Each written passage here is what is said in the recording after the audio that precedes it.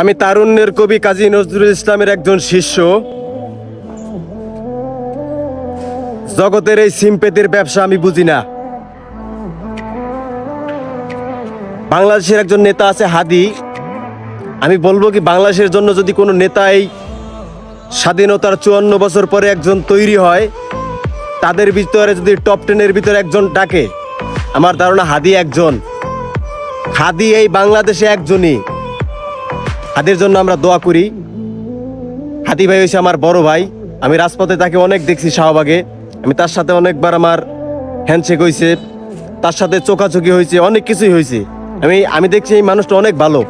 আমার মনে হয় কি, আমার মতো দার্শন তারেক যদি 1 লক্ষ এক জায়গায় করে, আর একজন হাদি যদি এক জায়গায় করে, হাদির নখের যোগ্য আমরা হমু না। হাদি আমার দেশের জন্য গর্ব।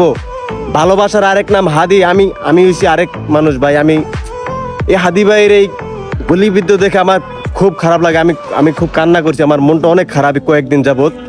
হাদি ভাই সুস্থতা কামনা করছি, তাকে বিদেশ নিয়ে চিকিৎসা করা হোক। দোয়া রইল তার জন্য।